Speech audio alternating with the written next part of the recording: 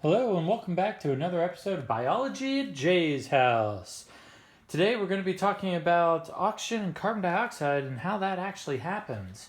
So I didn't collect homework, I didn't go over homework, but I know what you guys are thinking. Jay sure talks a lot, but hopefully you yelled out, what's the point? Okay, this class I believe is slated for the 6th. So check your calendar, see if 5/6/20 makes sense. If not, put the correct date. Then you skip a line, go to the left, and you write the point.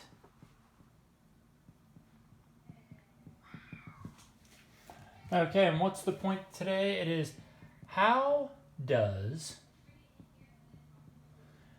the O2, which is the chemical formula for oxygen, breathable oxygen, and CO2, the chemical formula for carbon dioxide, swap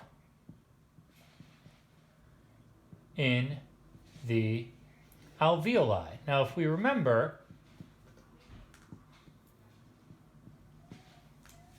the alveoli is the only part of the lungs where the oxygen and the carbon dioxide actually swap. Remember that if you do things like you smoke cigarettes and that sort of stuff, you'll line the alveoli with tar, and then the carbon dioxide and the air can't swap positions because the tar gets in the way. So again, don't smoke. This is the unit where I tell you do not smoke.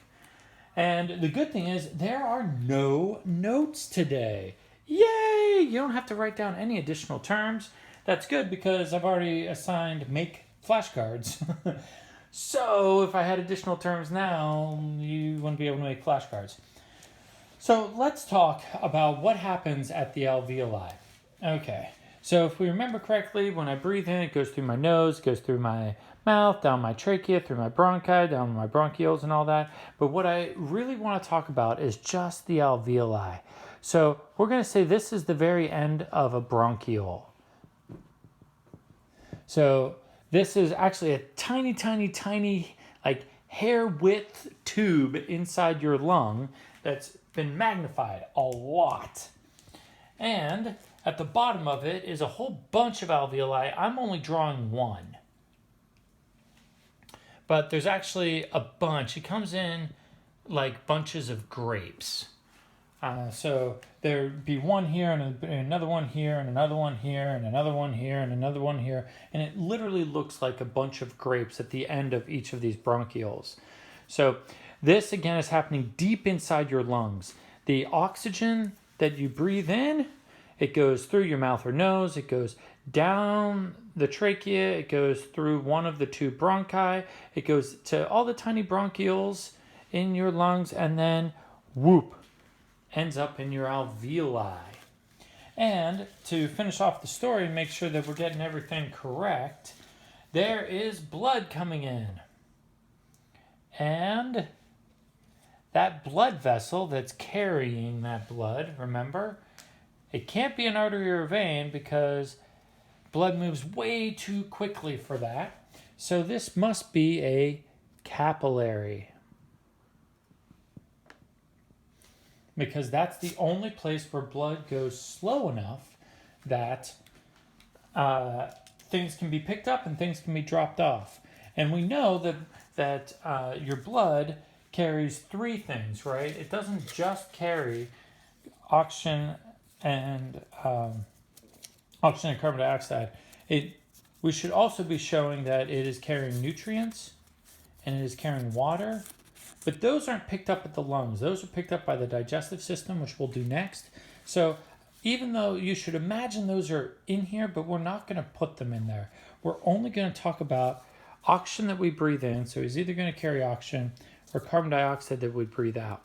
And we already know how this works. We already know that the blood has dropped off the oxygen at all the cells in your body.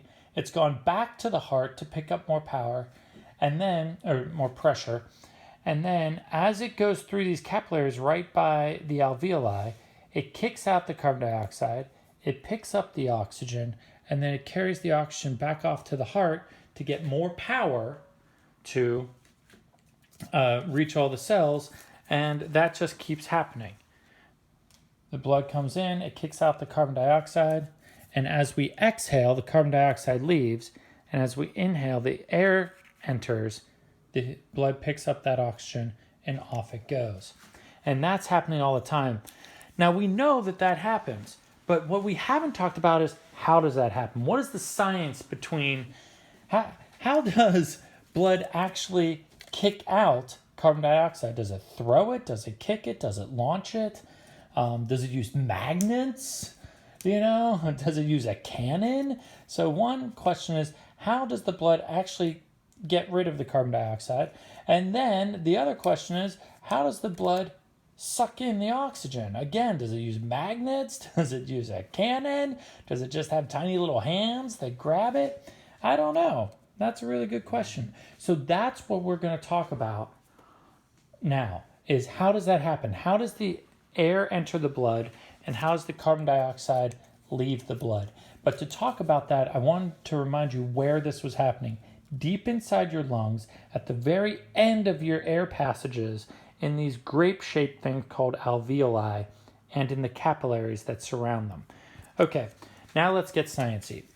To understand how carbon dioxide and oxygen swap, you have to understand a term called homeostasis.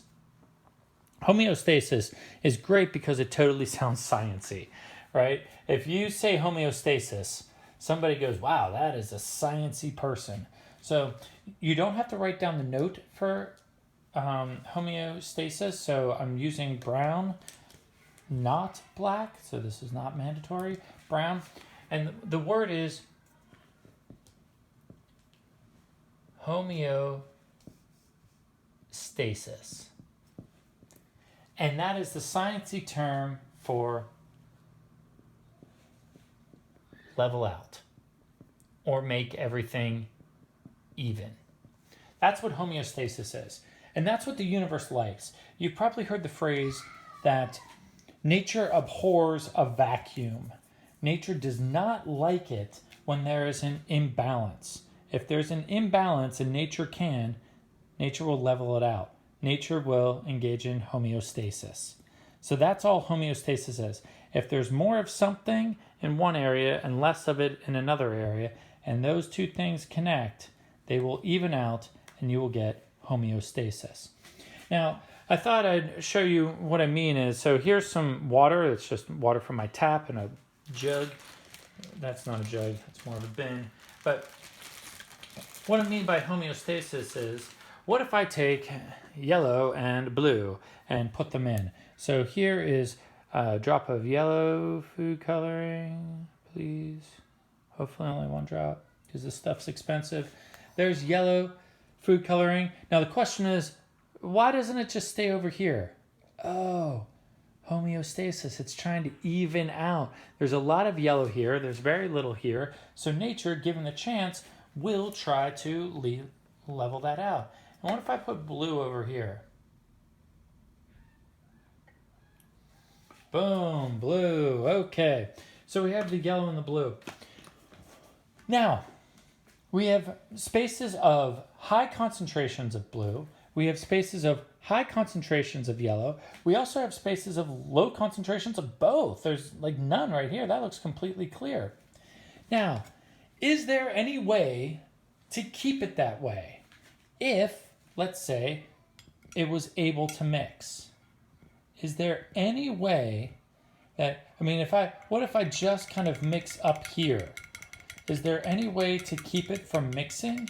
And the answer is no, because nature wants homeostasis. Nature wants it all to level out. So even if I just stir up here in the corner, what's going to happen is you're going to see that all of this is going to mix.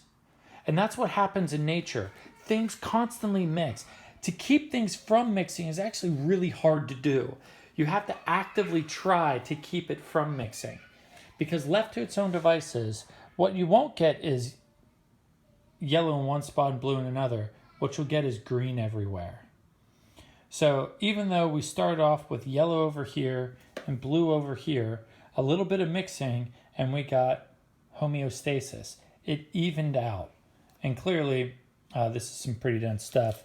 I'd have to mix it a little bit more to get full homeostasis. but that's it. And there's really no way for me to get the yellow back out, get the blue back out. I can't be, come back over here, because what nature hates is things to be uneven. It wants homeostasis. It wants everything to be green, because yellow and blue make green. So the same thing happens not just with liquids, but with gases. So if we look at, let's say, the side of the alveoli. So let's say that this is part of the alveoli right here. We're going to call this the alveoli. And blown up to enormous proportions, we're going to say this is the capillary that goes next to it.